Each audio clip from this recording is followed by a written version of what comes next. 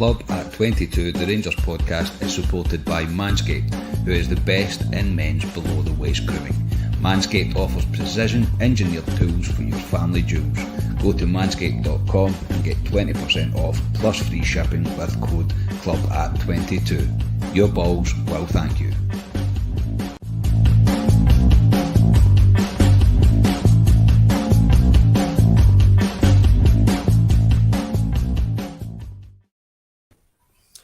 Hello everyone and welcome to Club Preview here at Club at 22, the Rangers podcast. The last 7 days we've had anger, frustration and points being thrown away, but that's enough about the Sydney Cup and the Rangers board for now. Before I introduce the guests that I've got on this evening, quick shout out to the Druthi Loyal and Air. They've advised me they're big fans of the pod, and Dross from the Druthi Loyal has promised that he'll buy everybody on the pod a pint as soon as we hit 2,000 subscribers. So I'll get the money off Dross and I'll get all the boys a pint as soon as we get 2,000 subscribers. Superb. Yes, that'll do us, boys. Nice one, Dross. Just before going on to that, if you're anything like me with podcasts, I always forget to like, share and subscribe. Please like, share and subscribe to this podcast. It means a lot to us. We're building a great community up on YouTube and having some good conversation with you all, and we really enjoy doing these pods. So the quicker we get to 2,000 subscribers, the better. Let me introduce you to the boys. First up is I Don't Drink on a Friday, Ali Pearson. How's it going, mate? Very well. Scotia definitely does drink on a Friday because I've seen him with a can of tents a second ago, so he drinks on a Friday. But no, I'm very well. That is correct, Ryan. I will be having a very quiet night tonight, but I will make up for it tomorrow. Good man. Like your style. Scotia, is this true? You've got a pint with you there at the moment, is that correct? Well, I had a can, but I've went a wee bit classy and decanted it into a glass, so I didn't think it would be a good look drinking from a can of tenets on the pod. I'm doing well, Ryan. Cheers. Looking forward to one of those rare 3 o'clock Saturday games tomorrow. They're very indeed. I'm looking forward to myself. And last but not least, podfather himself, Scott Carney. How are you, mate? I am good, mate. Very good. I'm looking forward to tomorrow. And Scotia, is tenants not just water to you? Probably is, mate, but it was on a deal. Surely that has little effect on you, a can of tenants. Yes, looking forward to this big day tomorrow. A lot to get into before we get onto that, obviously. But yeah, looking forward to this one tonight. I think it's going to be some interesting opinions, put it that way.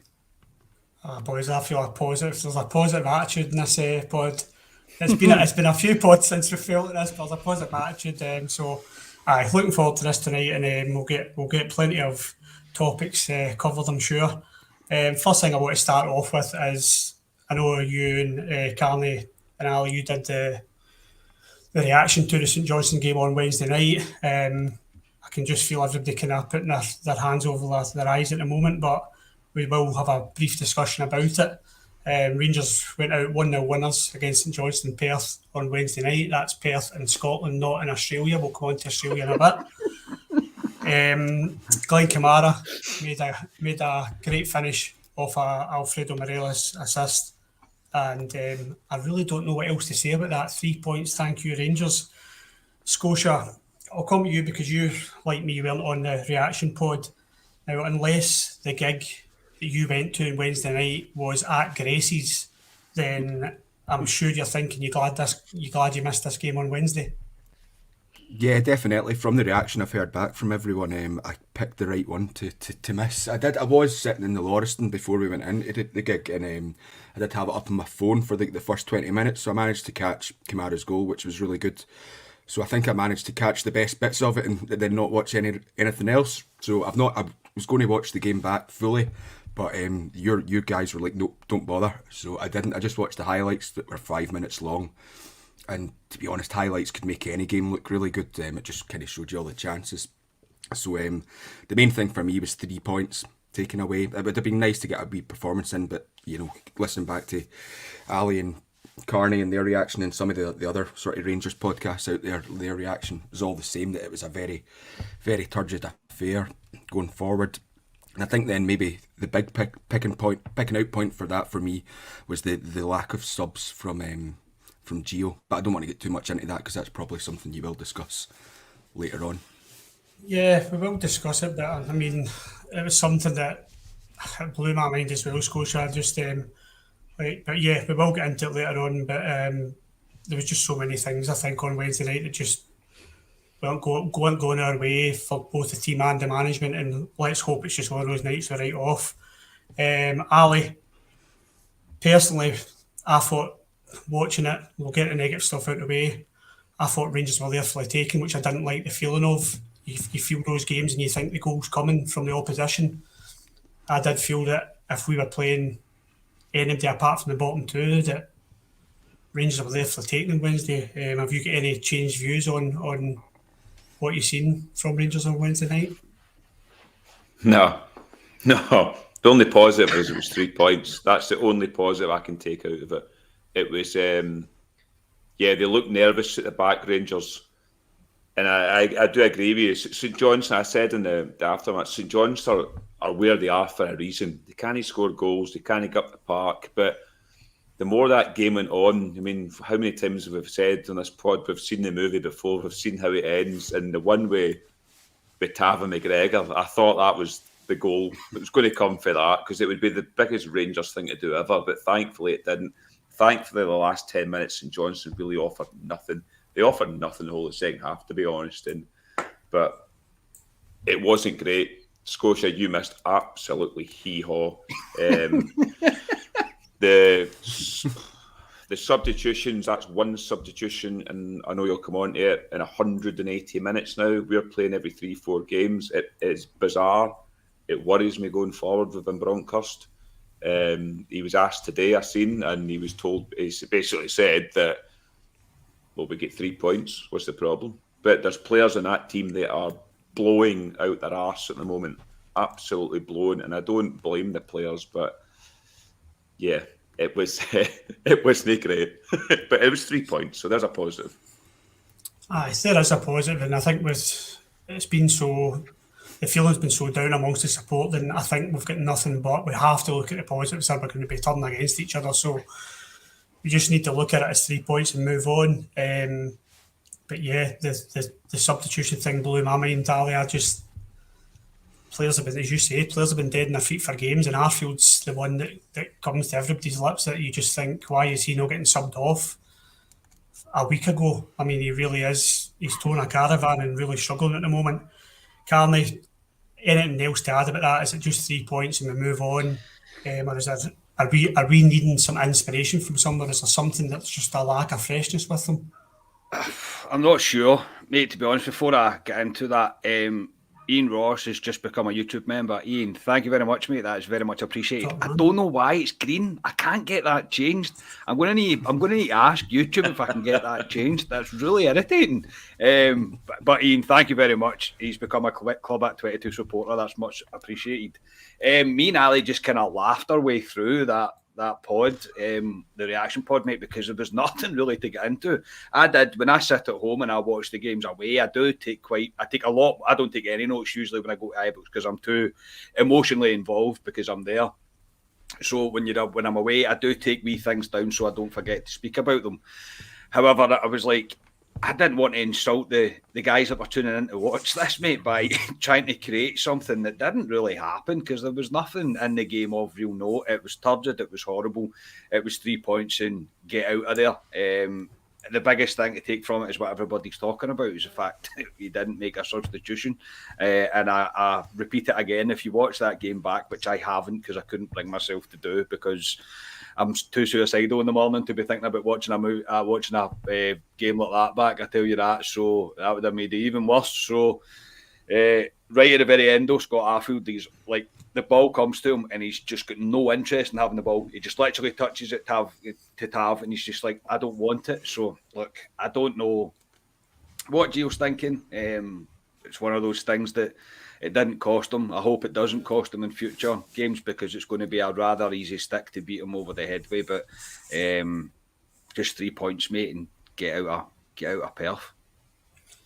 Yeah, I think that's all we can say about it, and we will park the St Johnstone game there, because I think as a collective, as a support, we were all kind of dreading it after the way we've dropped points. I think we're all kind of dreading that Wednesday night might be a horrible night. So do you know what? We got the 3 points, and let's never ever speak of it again. Another thing I would like to never ever speak about again, and I'm sure a few people have tuned in for this. And I know you boys are waiting on this. I've been waiting, mate. I've been waiting for this. If you haven't already guessed, it is Sydney Gate. So on Wednesday, before we played our match, Rangers announced on Wednesday that they will travel to Australia to take part in the Sydney Super Cup. There will be an extended break in the league of 5 weeks in November due to the Qatar World Cup. Rangers will start off by kicking off against Western Sydney Wanderers on Wednesday the 16th of November. And if that information I've given you doesn't make you want to go for a shower, then this certainly will. On Sunday the 20th of November, Rangers will take part in an Old Firm friendly. Now, I know the comments will start going crazy about this just now because we're all feeling it, and I'll ask the boys for their opinion on it, but yes, I am going to have my opinion on it, if you don't mind, lads. Go for it, mate. My quick say. I'm going to stop reading comments, mate, and just listen to this. Right, boys, strap yourselves in. Mr. Bisgrove and Mr. Robertson, Rangers are my club, not yours. You're employees of the club. I'm a supporter, quote, the life and blood of this club. I was here before you, and I'll be here after you're gone. To do business with them is to do business with the devil. A club who facilitate a group in their stadium to display banners, kill all Rangers fans, or words to that effect.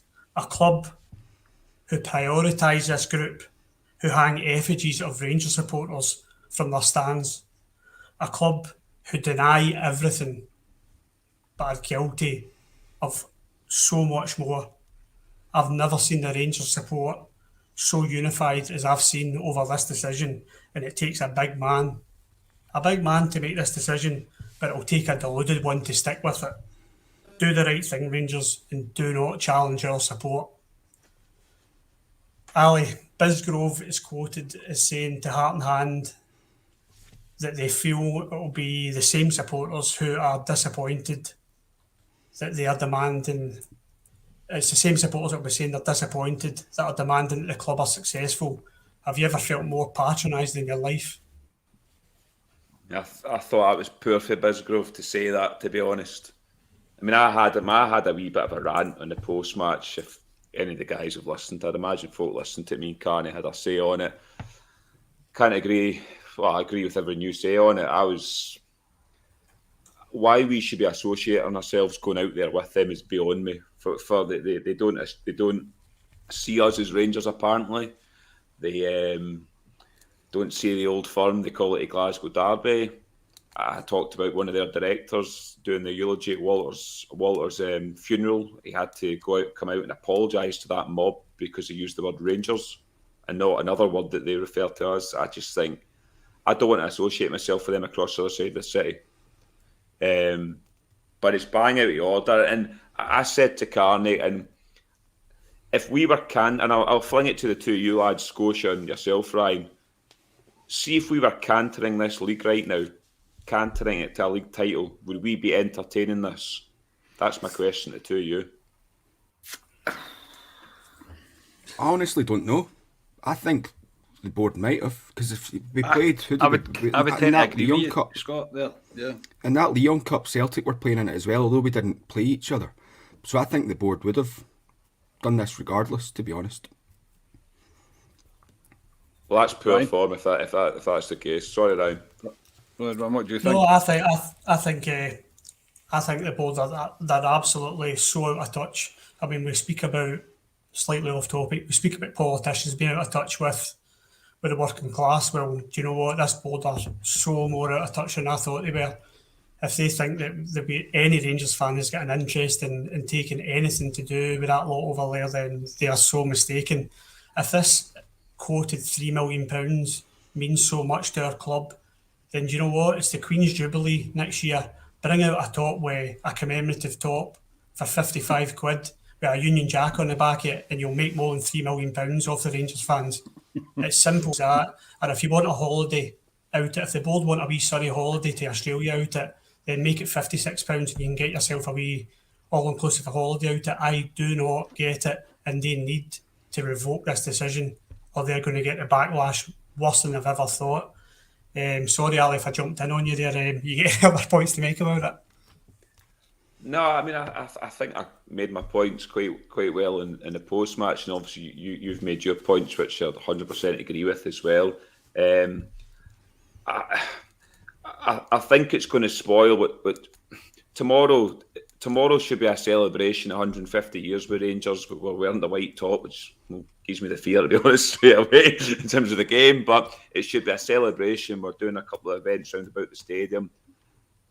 But tomorrow, I know, and you saw what happened at McDermott Park the other night, the singing, if you agree with it or you don't agree with it, the banners.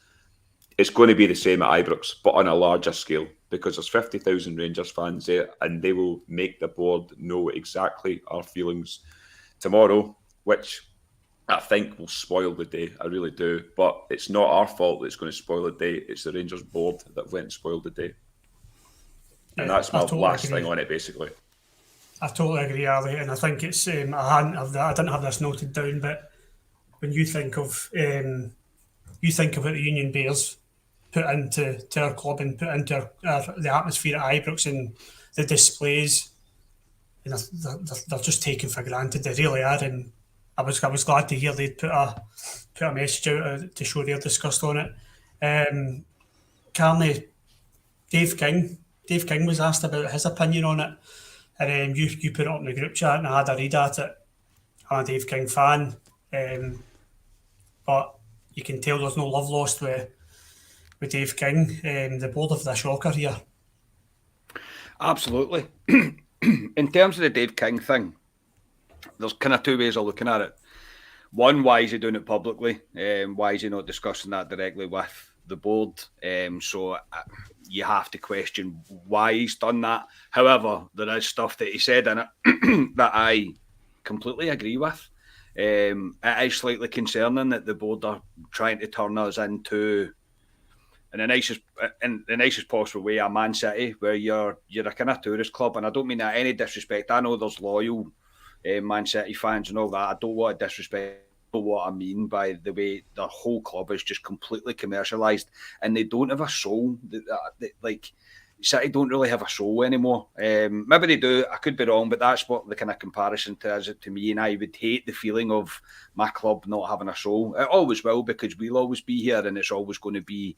The fans are going to be here forever, and for generations to come.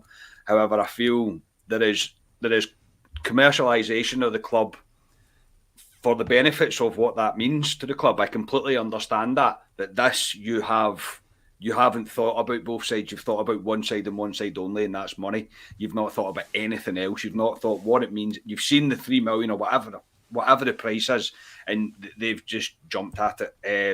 I have spoke to a few of our listeners, subscribers that are from Australia. I would say 99% of them are against it. There's maybe a couple that were like, look, I'm desperate to see Rangers, so in any game I'll go see them and I'll back them. I can completely understand that. I really can. But for me, my opinion has not changed. It will not change. And I can't, I'm pretty much painting the wall, but if the board know what's good for them, they pull the plug on this, because it's embarrassing. It's a shocking decision, and it's a step too far. I said before, and I'll say it again, the club are media partners with fan media, with fan podcasts, with Follow, Four Lads, Heart and Hand. Why was there not one discussion with any one of them from that group? Because every single one of them would have said that's a shocking idea. They've kind of sold the fans down the water with this one, and it's not nice. In regards to the way it's going to be tomorrow, I don't want it to take away from what a special day this is for all of us tomorrow. It's our 150th year anniversary, the start of the celebrations. I think there will be some protest to a certain extent, but I would like to think that we put that to one side for one day. And I'm not saying forget about this. I certainly don't mean that. But tomorrow's about Rangers, and it's about celebrating a fantastic club. So I'll try my hardest not to get at the board at any point, and I'll try and put it to one side for one day. But yeah, the board have to reverse this. I'm just not confident that they will, because based on the answers that Bisgrove gave when David Edgar had him on the daily update, the answers he gave in a roundabout way, he said, no, we won't be reversing this. Didn't say it as plain in terms as that, but if you listen to it and read between the lines, to me, that's what I took from it. So I stand by, shocking decision. I'm never going to be for it. So it's over to you, Mr. Rangers, to sort it. Yep, I think Bisgrove for me put petrol on the fire with his answer. I thought his answer was so dismissive of the feeling of the Rangers fans. I really do. And even if they do cancel this, I think to build bridges will be a long journey for them. Scotia, your views on this, and also have you got your Airbnb booked for Sydney in November? I definitely do not. No, I've seen Potato Man saying they're Scotia, not saying much. Don't worry, Potato Man, I was waiting on my turn. It might not be as vitriolic as the other three lads, but yeah, I'll have my say now. Yeah, when the statement came out, I was like, get that in the bin. There was a small part of me that was like, right, if there's fans out in Australia that want to go and see it, I can kind of get where they're coming from, but for me personally, no, get that in the bin. I think what you've got to remember, this proposal isn't really anything new. If you remember back, was it 2010? There was calls to play a game over in Boston, of all places in the USA. And I remember that being met with no one wanted it. I think they paddled out someone from the Supporters Association to say that we were for it. But the majority of the fans, I don't think, were for that one. And then again, I think we tried to play in Australia 2003, 2004. There was calls for like one of these games. And again, from what I can remember, no one was really for it. No one wants it.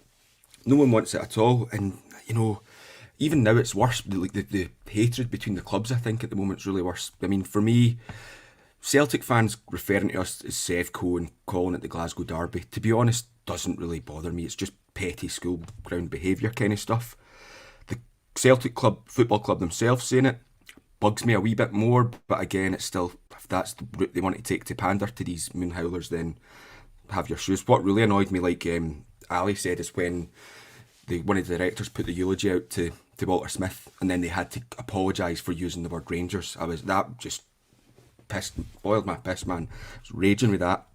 And then obviously the timing of the announcement as well, that it came out on the day that other news came out, that should have been the bigger talking point, and done that, and it's kind of get leaked in the way it's getting marketed is as if it's got nothing to do with Rangers. And I think in Bisgrove's interviews, he's kind of alluded to it, that they've been kind of blindsided by the fact that Celtic jumped the gun and the Australians jumped the gun by releasing it, and it puts us completely on the back foot.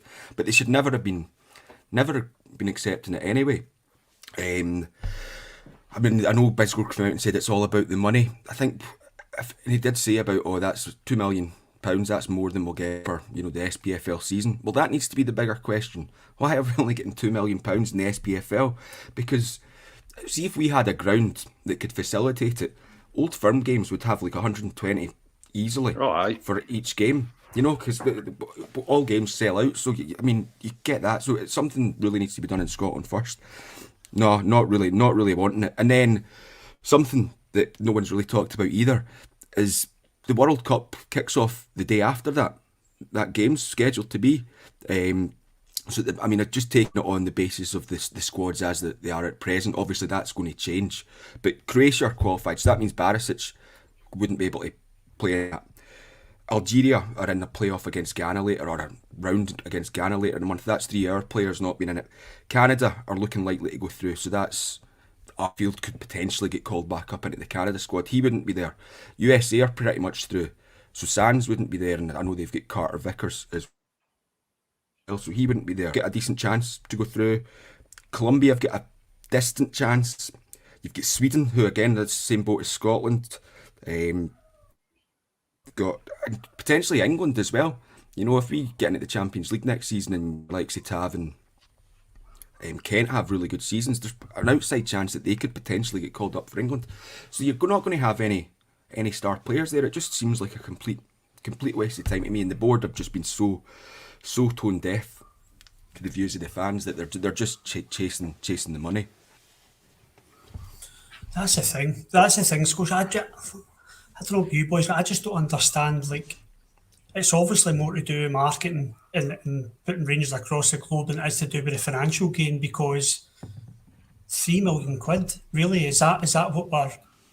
It feels like you're selling your soul a wee bit doing business with that lot to get £3 million. And like I said, it's just an idea, but it's a Jubilee next year. Get that top out for the Queen and my Union Jack on the back of it, and I'll pay £55 for it. We'll park that there, and hopefully, listen, Bisgrove's got targets to meet, and he's a businessman, and he's probably got no real feelings towards Rangers as a football club. But how that decision gets signed off, I'll never know. And let's hope. I don't think we've heard the end of it anyway. So let's hope it goes the way we want it to, and then we never hear of it again.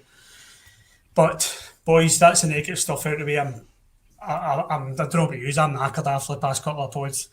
So let's be positive. Let's look forward. We are here to preview not only a game against Aberdeen tomorrow, 3 o'clock kickoff, as Scotia said, but also 150 years Glasgow Rangers Football Club. It's going to be a special day tomorrow, no matter what, and I'm really looking forward to it.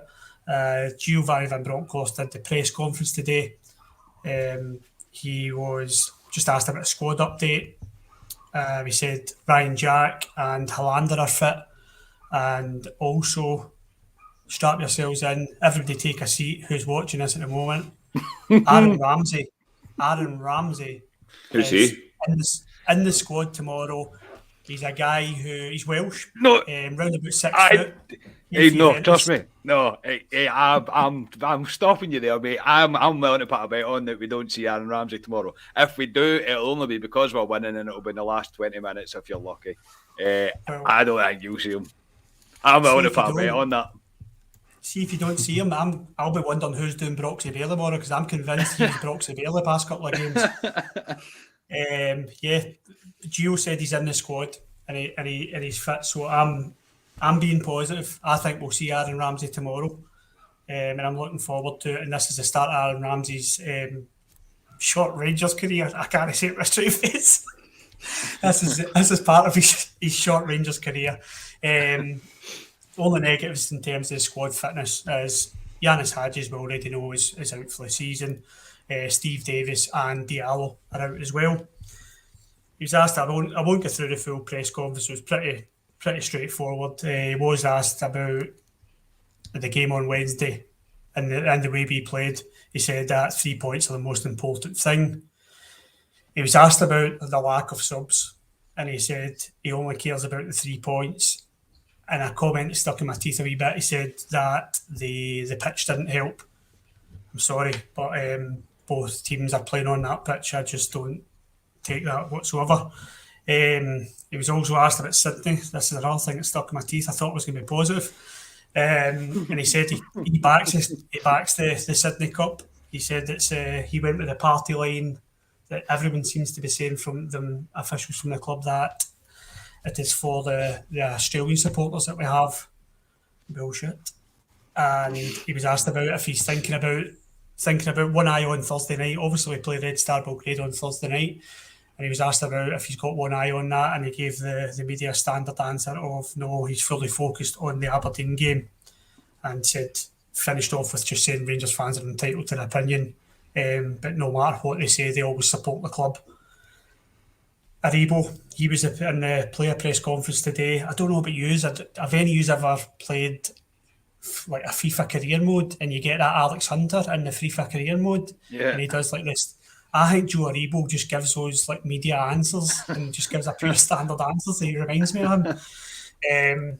But it was actually quite good, Aribo's press conference, because he said at the end that he felt he'd been really out of form since January, and that he wasn't hitting the numbers, and he wanted to try and up his numbers. I'm glad personally that Aribo said that, because I'm not saying he's fallen off the face of the earth, but he just hasn't looked the same player for me, Aribo.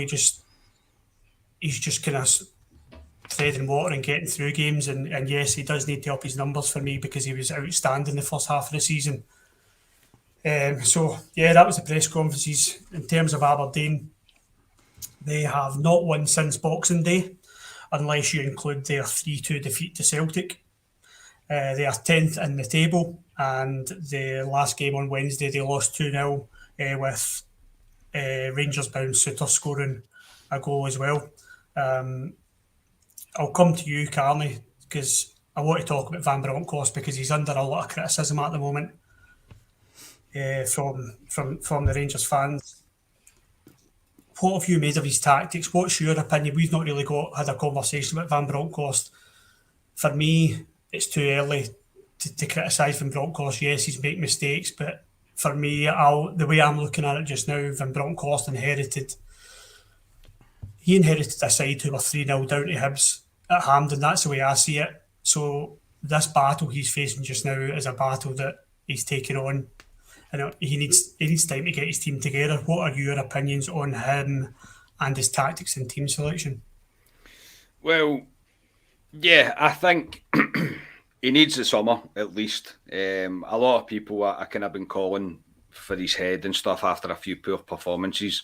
However, saying that, and on the other hand, I'm thinking that if he wins nothing this year, I think he'll struggle to survive, to be completely honest.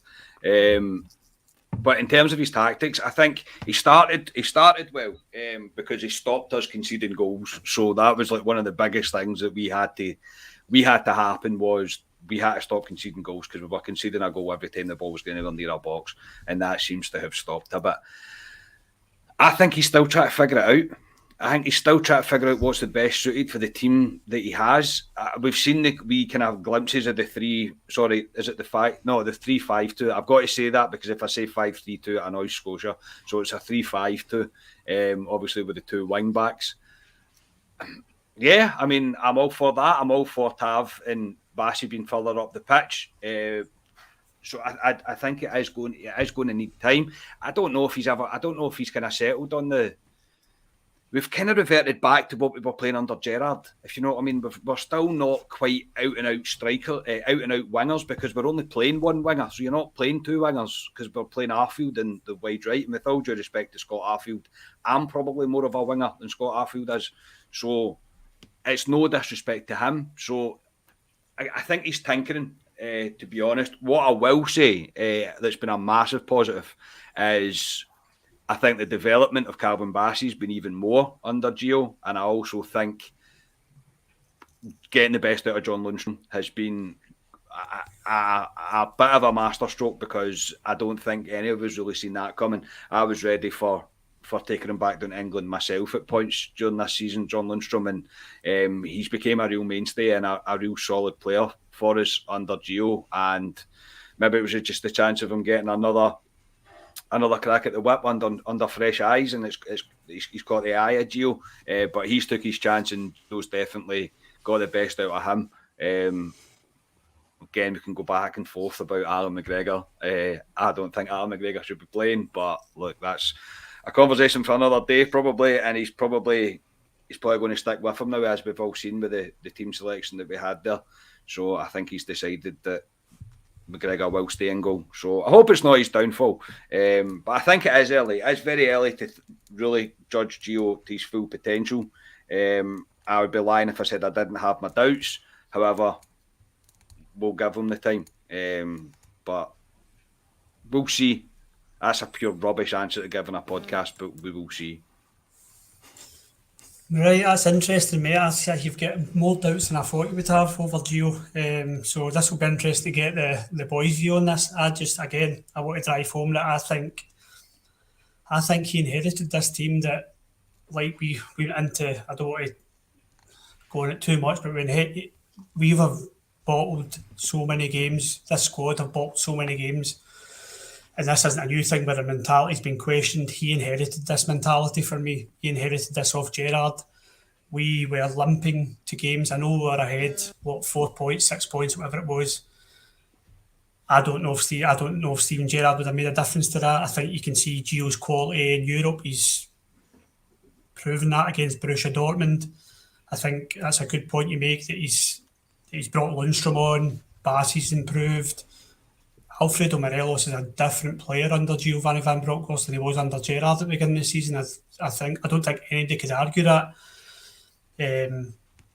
So it's easy to forget the good things that Van Bronckhorst done, but for me, he definitely gets, no matter what, he gets next season, he gets a window, and he gets to bring his own players in, because he's inherited this full team. And we'll see how it goes. Scotia, one player I want to talk to you about, and obviously I want to hear your opinions on Gio as well. Sakala, what has that guy got to do to get a run of starts off Gio? Because he didn't even get a substitute appearance on Wednesday. Yeah, I don't know. I was thinking about it. I don't think he's actually started 2 games in a row since he's joined. Fairly certain he hasn't. So he comes in and he plays well in games, and then for some reason he's dropped right out the team. I don't know what's the thinking behind it, and that's under both Gerrard and Giovanni, because it does offer you that something a wee bit different. He's speedier than Arfield, and then obviously when Hadji was fit, speedier than Hadji. So there's certain games where it should be Sakala that's starting in front of them on the right hand side. I know Gio obviously used to use Scott Wright, but Scott Wright's played himself out the team, if anything. But I don't know what more Sakala needs to do to get a running the games. I don't know if Gio sees him more as an out and out striker. So there, if he's only going with one main striker, then it's Alfie's shirt all day long. I don't know if that's his thinking. So I'm not sure. But on Gio, yeah, I seen a comment earlier. Sorry, I forget who popped it up, but it was like brilliant. But in the league, they've left a lot to be desired, really. What I would say on Wednesday night there, because the game was only sitting at 1-0, and Gio's kind of alluded to this in his press conferences over the last few weeks, that we're creating all these chances but not scoring.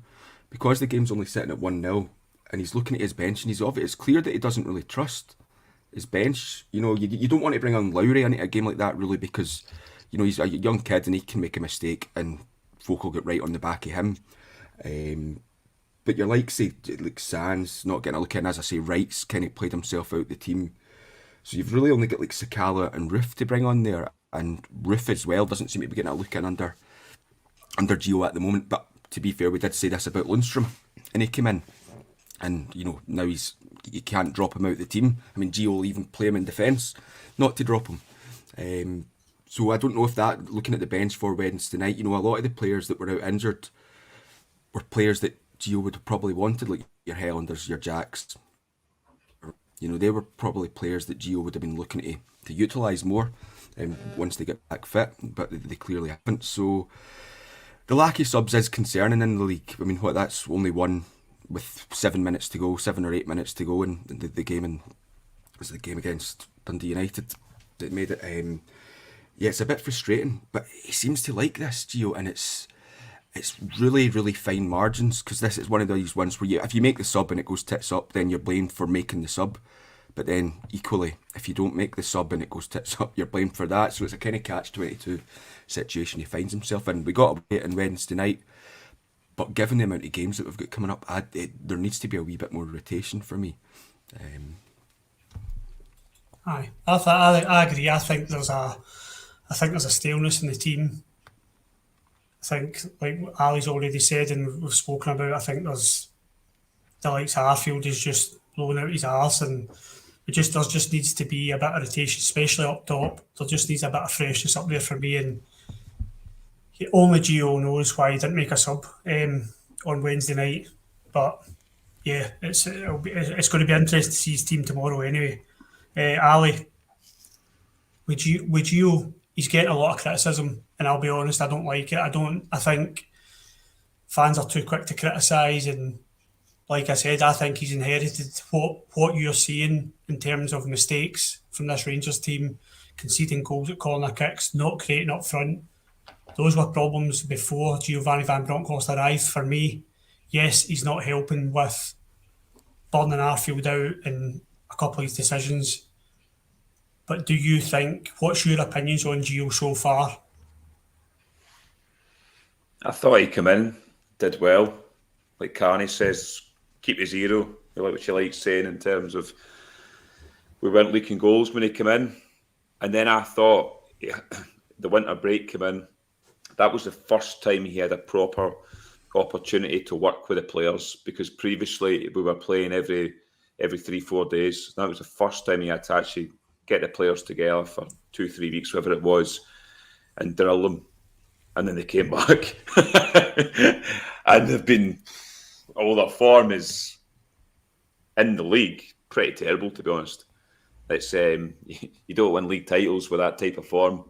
But I'm the same. He's inherited a team that's this team. I mean, you look at the core of that team, bar one or two guys. It's been the same team for the last 4 years. And we've been saying it for a while. It's probably come to the end of its cycle. It needs a refresh. You look at the Celtic team last season, it came to the end of its cycle and it got refreshed. That's what we'll be doing in the summer. So I'm not going to judge him until he's got his own players in, because you're not telling me Gio said, obviously they're loan players in Diallo.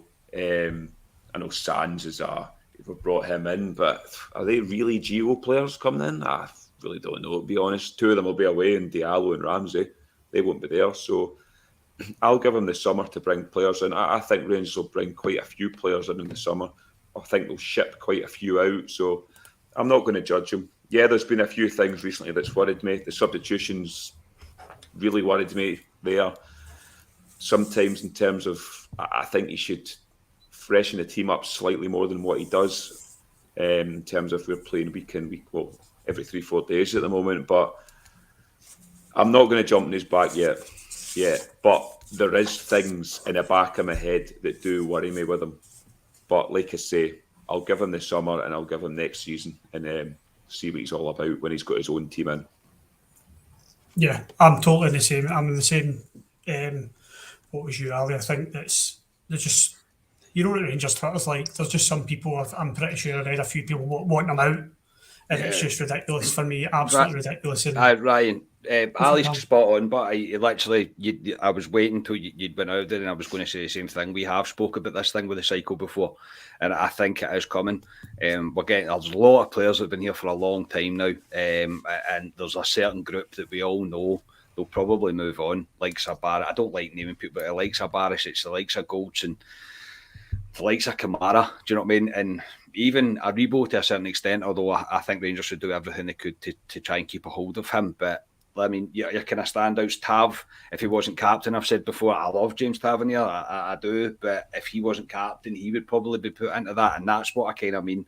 We're just getting to a point where we need a big refresh, and I think it will happen in the summer, so I think it would be slightly unfair in Gio to judge him pre this summer window, let him see what he wants to bring in.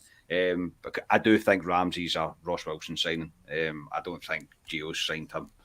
But yes, I agree with Ali. Sorry, carry on. All good, mate, all good. And I think you're right about Ramsey.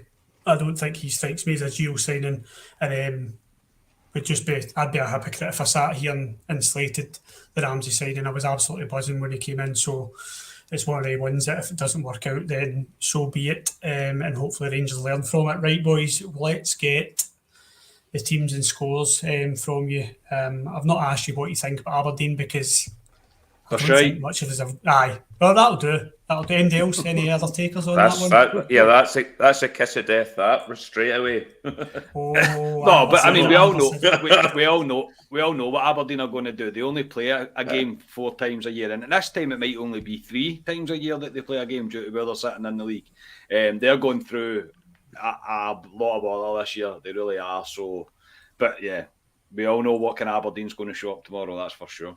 See with Aberdeen as well.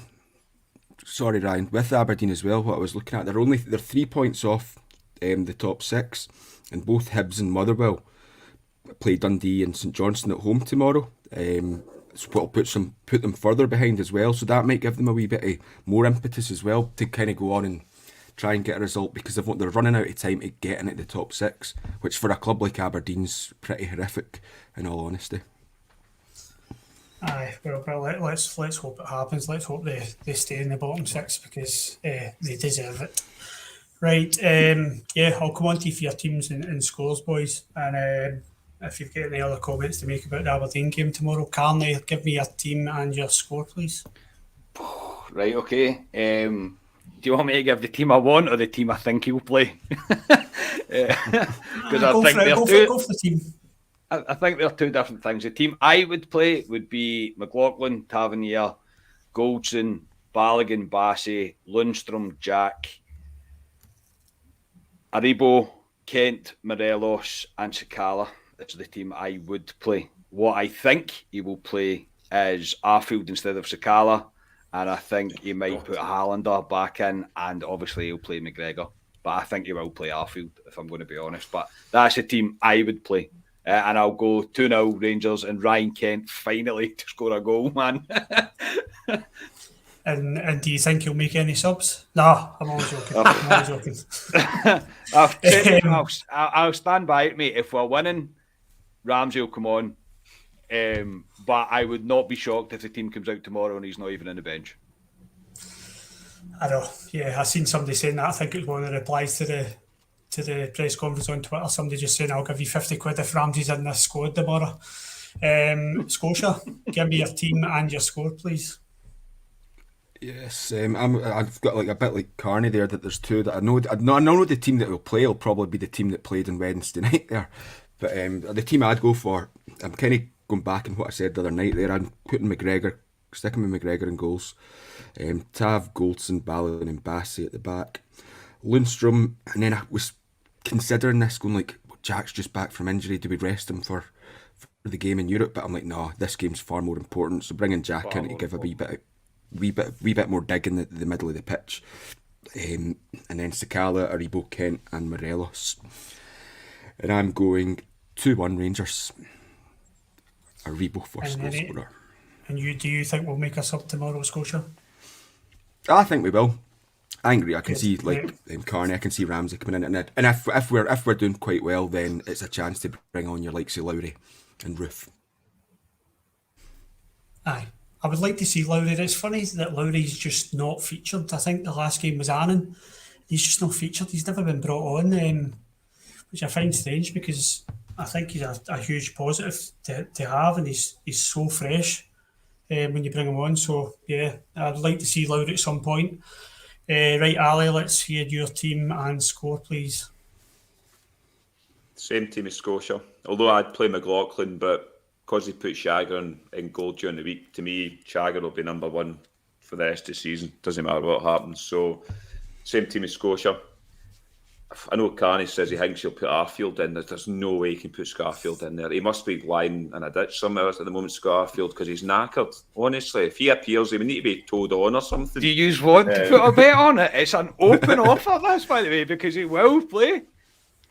I mean, he sits in front of me at the club deck. His box is right in front of me. And I don't even think he'd make up the stairs to get to that club deck. I know there's a lift in that, but he'd need to take a lift to get up there. But he's this isn't me bashing Scott Arfield, but he's absolutely been blowing the last 3 games. So if I see Scott Arfield out there, I'm going to say I'll be shocked. But again, I probably wouldn't be shocked. So no, that's my team.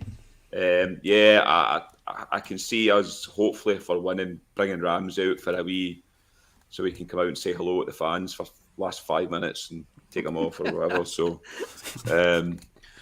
Yeah, I'm going 3-1 Rangers because I'm pretty convinced we'll ship a goal because they'll just lump balls into our box, so we'll gift one. And I'm going to go the same as Carney. Ryan Kent's got to score at 1 point, so Ryan Kent to score first goal. You ruined that, Ali. That was a wee 5 minutes. I was counting 5 minutes of positivity there, and you just ruined it for that conceding that goal. I am going same team as yourself and Scotia. I'm going 3-0 Rangers. Alfie to score first. I reckon we will get a performance tomorrow and Rangers will be back on track. And don't forget, they don't play till Sunday. This is, believe it or not, despite all the negativity and the feeling that we've all had, this is a chance to put pressure on them. A huge chance to put pressure on them and go level on points. And they're going to Livingston, a place that they do not like going, against a manager who they don't like going up against. So Come on, Rangers, give us the 3 points. Right, boys, we usually end the podcast at this point, but tonight I'm not, because it's the 150th anniversary of our great club. Hence why I'm wearing this top this evening. And I think whether we all have a beer this weekend or not, that we should be raising a glass to this great club of ours. Rangers begin their celebrations tomorrow of the 150 years. They will be wearing the Gallant Pioneer strip against Aberdeen tomorrow, and they will win with it as well. There is a fan village been set up, a pop-up fan village been set up with big screen entertainment, player interviews, live performances, a beat the goalie, and football freestylers for kids. So if maybe get a couple of pints tomorrow and head along to that, beat the goalie and stick by one Andy Firth. Before I ask you all, boys, about your greatest, or your most iconic, or your favourite memory of Rangers over the 150 years. I want everybody in the comments, or anybody who's watching this, put in the comments your favourite moment of Rangers Football Club's 150 years, whether it be 9 in a row or win the league at Parkhead, whatever you think the most iconic moment of Rangers Football Club in the last 150 years. And then I'm going to ask the boys as well, because tomorrow's a big day for Rangers and we should be so proud of it. I'm going to go first because I'm hosting it and I'm greedy. My iconic moment for Rangers is definitely 1920. We appointed Bill Struth as a manager, and he's our most successful manager. I think if we hadn't appointed him, the standards that we have as a football club now wouldn't be there. You just have to look at the trophies that he won. I'll just list them off. He led the club to 34. He led the club for 34 years. 18 league championships, 10 Scottish Cups, 2 League Cups, 19 Glasgow Cups, and he beat that mob 8-1. And that's all I need to say about Bill Struth. So yes, Bill Struth's appointment is my most iconic moment in 150 years. I will come to you, Carney, since you're the podfather first. If you can give me your iconic moment, mate. There's a few, mate. There is a few. I'm a wee bit cautious. We've actually discussed this before we came live. There's a few. My personal favourite, and it's one that I was at, and it's a moment that maybe not significant in terms of our 150 years, but it's a moment that I was there, and it's the moment that I probably realised what Rangers was all about and what it was going to mean to me growing up, and it was Paul Gascoigne beating Aberdeen at Ibrox. I'll never forget that day as long as I live. We were sitting in the Broomloan stand. I seen Paul Gascoigne run the length of the pitch. I could just see the number 8 bouncing up and down on his back, and I seen the ball curl into the net. And it's a moment that will live with me for my entire life. So it's maybe not significant, but to me it's very personal, because at that point, genuinely, I thought, I'm going to be a Rangers fan for life, and I'm going to do this all the time. I want to come back here and I want to do this over and over again. So that was pretty significant to me. So that's up there with one of my favourites. Obviously, the fact that I now do a podcast, that's pretty significant to me. So I've got to thank Rangers for that as well. Rangers should be thanking us. No, I'm kidding on. But if I had to say one that I think was a massive significance to Rangers, was appointing Graham Souness. It completely changed Scottish football, and it led to Walter Smith going on that fabulous run towards 9 in a row. So yeah, Souness coming in, completely revolutionising Scottish football as a whole, and then Walter Smith taking over from there and really setting the standards that Struth set all the years ago. And Walter Smith is a man that set the standards for me. He was a man that I felt like I knew, even though I've never met him. He was everything about what it was to be a Ranger, and he's a legend. So I think Souness, and then into Smith's first reign as Rangers manager. So that'll be mine for 150 years, mate. Brilliant, mate. Love that Gascoigne thing because it's personal. Absolutely love that. Ali, give us your most iconic or favourite moment of 150 years. God, there's too many, to be honest. I was rattling my brain today going, do I use games? Do I use signings? Signing of Emilson Krabari away back in 2012-13. I thought that was an exceptional signing for Rangers Football Club to to get a guy that has been for €5 million before, to get him in the third division, I thought was a big coup for Rangers back then. So that was a major moment in my lifetime with Rangers. But no, all jokes aside, yeah, I could pick a game, I could pick a moment. An iconic moment, and probably more, it wasn't that long ago actually, it was probably recent history in terms of, I thought an iconic moment was when the Three Bears took back control of our football club. Our football club at that point was on his arse. We were in a terrible way. Fans were boycotting the games. Mike Ashley was in there. The Easdales were in there. And a lot of folk maybe have a wee go at Dave King now because he's not there anymore.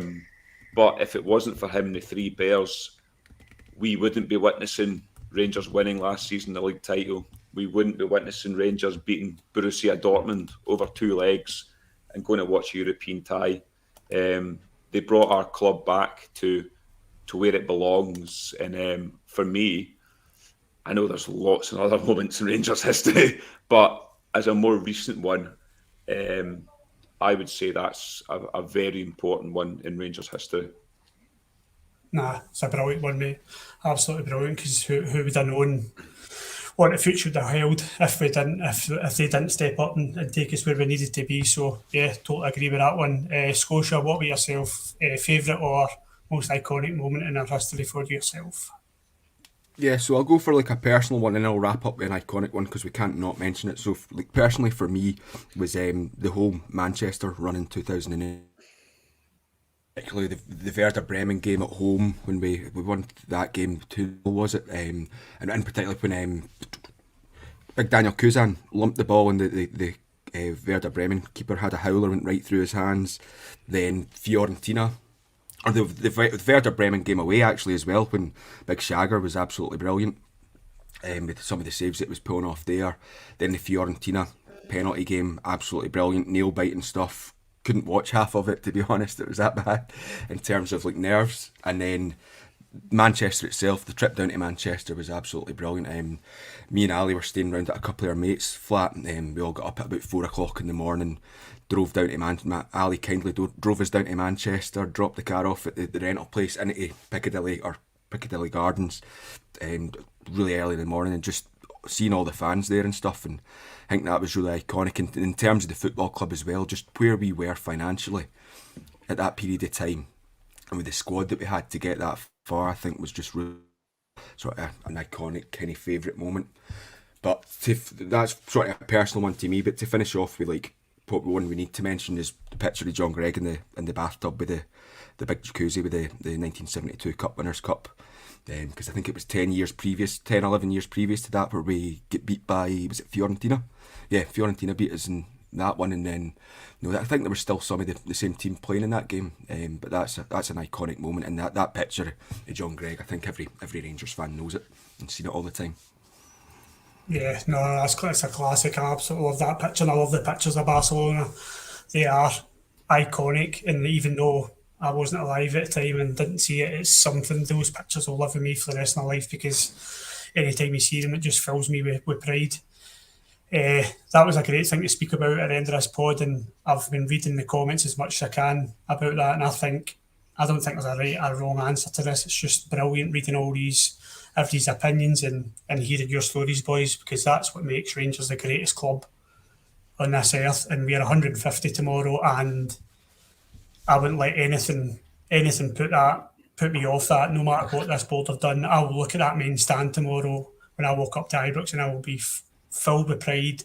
And if it wasn't for Rangers being 150 years, we wouldn't be sitting this podcast together and all having a laugh and a banter and going to this wonderful stadium tomorrow. So I can't wait for it. And I have nothing else to say apart from thank you for everyone who has listened in, and thank you to the boys. Ali Pearson, thank you very much.